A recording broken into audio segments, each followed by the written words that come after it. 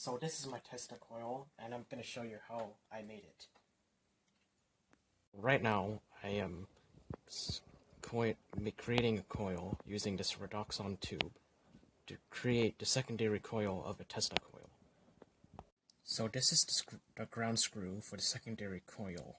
I'm gonna attach it to the wooden base.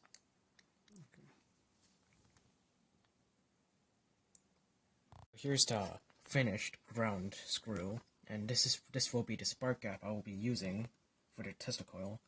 And here's the finished secondary coil, and I attached it using these screws and nuts and tightening it, and it will be attached like this. And this will be the top load I will be using, made from 2 soda cans, and it will be attached like that. I have attached the secondary coil to the base, and I'll need to find its resonance. To do that, I'll be using this analog discovery and the following circuit. So, a resistor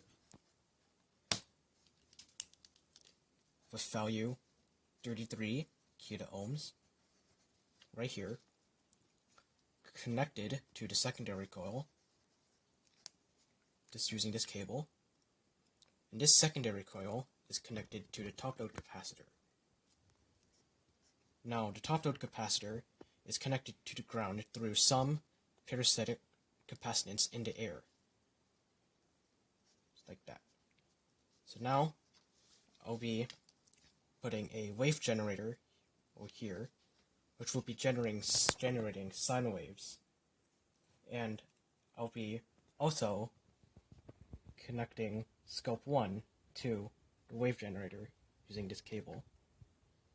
Now this circuit is basically a voltage divider, so I'll be placing scope 2 right here. Now I need to find the proportion of scopes 2 amplitude and over scopes 1 amplitude.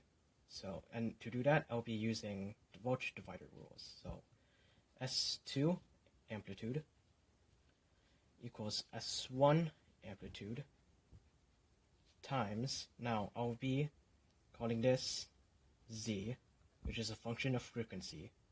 So S1 amplitude times Z over Z plus 33 kiloohms. So rearranging terms, scope 2 amplitude over scope 1 amplitude equals Z over Z plus 33 kiloohms. So this will be represented by a blue line in decibels.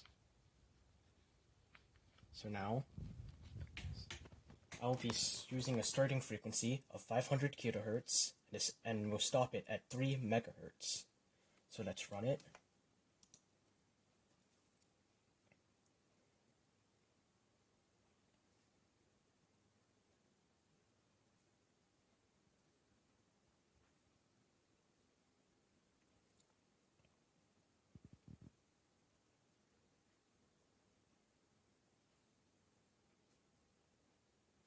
So this is where the resonance happens. So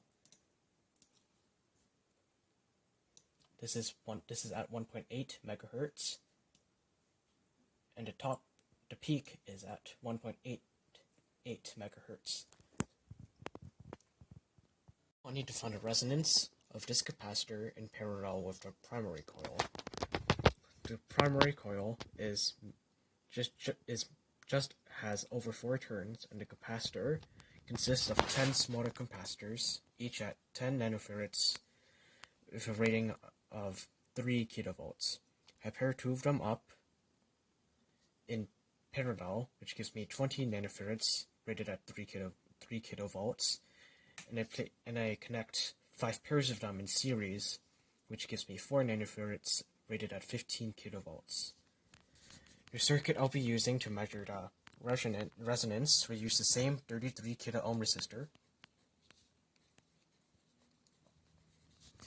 connected to the primary coil in parallel with the capacitor connected to ground.